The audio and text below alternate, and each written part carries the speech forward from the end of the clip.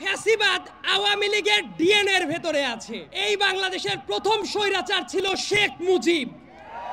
এই কথাটা বলতে অনেকে দ্বিধান্বিত হয়ে পড়ে এখনো। ভোট চুরি বাংলাদেশের শেখ হাসিনা প্রথম করে নাই। 1973 সালে 7 মার্চের ইলেকশনে ভোট চুরি হয়। প্রত্যেকটা কাজ শেখ মুজিবের হাত দিয়ে শুরু করা এবং এটাকে শিল্পের পর্যায়ে নিয়ে গেছে শেখ হাসিনা। শেখ হাসিনা হঠাৎ করে 2024 সালে এসে স্বৈরাচারী হয়ে যায় না। গত বছরও যদি এইটাই উন্মুক্ত পরিবেশে করার চেষ্টা করা হতো, আমি নিশ্চিত এই জায়গায় দাড়ি টুপিওয়ালা মানুষ যতজন আছেন তাদের অর্ধেককে ধরে নিয়ে যাওয়ার জন্য হাসিনার এজেন্সির লোকগুলো এই জায়গায় বসে থাকতো। বাংলাদেশে মুক্ত পরিবেশ এসেছে কিনা সেটা বোঝার আগে আক্ষেপের জায়গাটা হলো, অনেকগুলো বাচ্চা আছে যাদেরকে আমি বেশ কয়েক বছর ধরে চিনি, অনেকগুলো আহত মানুষ আছেন যারা আজকে বসে আছেন। এই মানুষগুলোর কান্না কি আমরা মুছে দিতে পারছি কিনা? এই কান্না যতদিন না মুছে দেওয়া হবে, আমার কাছে মনে হয় ততদিন পর্যন্ত মুক্ত বাংলাদেশের দাবি করাটা আমাদের কাছে হবে খুবই অনৈতিক একটা কাজ। আর একটা জিনিস বলে রাখাটা দরকার, অনেকে অনেক আক্ষেপ করেন যে এত মানুষ মেরে ফেলার পরেও শেখ হাসিনার ভেতরে এবং তার দলের লোকদের ভেতরে কোনো রিমোর্স বোধ নাই কেন? আমি বলি ওদের দলের ভেতরে রিমোর্স বোধ থাকা উচিত না। তার কারণ ফ্যাসিবাদ আওয়ামী লীগের ডিএনএর ভেতরে আছে। শেখ হাসিনা হঠাৎ করে 2024 সালে এসে স্বৈরাচারী হয়ে যায় নাই। 2011 সালে পঞ্চদশ সংশোধনী যেদিন করেছে ওই দিন থেকেই শেখ হাসিনা স্বৈরাচার ছিল। এমনকি শেখ হাসিনা নতুন করে বাংলাদেশে কোনো কিছু করে নাই। এই দেশের তরুণ প্রজন্মকে একটা জিনিস ভুলিয়ে দেওয়া হয়, 72 থেকে শুরু করে 1975 সালের ইতিহাস। এবং খুবই স্পষ্ট ভাষায় বলতে গেলে এই বাংলাদেশের প্রথম স্বৈরাচার ছিল শেখ মুজিব। এই কথাটা বলতে অনেকে দ্বিধান্বিত হয়ে পড়ে এখনো। ভোট চুরি বাংলাদেশের শেখ হাসিনা প্রথম করে নাই।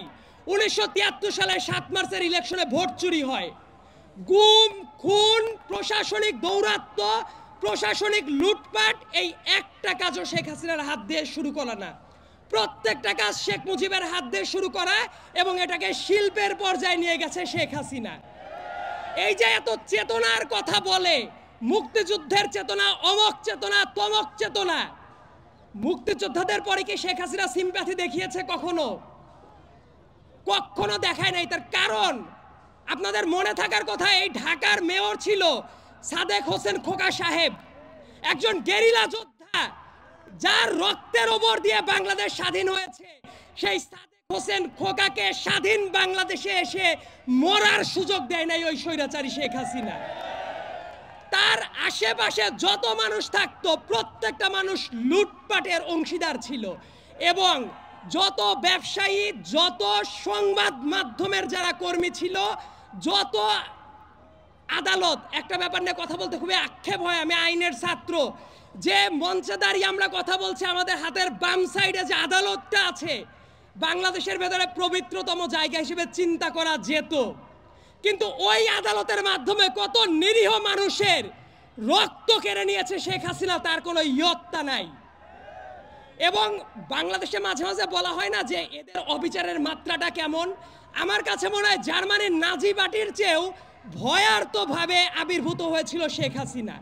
এবং সামনের দিনে আমাদের একটা চ্যালেঞ্জ আছে যে জাতিগতভাবে আমরা ঐক্যটা ধরে রাখতে পারি কিনা। তবে এই জায়গায় এসে আমি একটা ব্যাপার সুনিশ্চিত, সামনে বাংলাদেশে এক থাকবেই।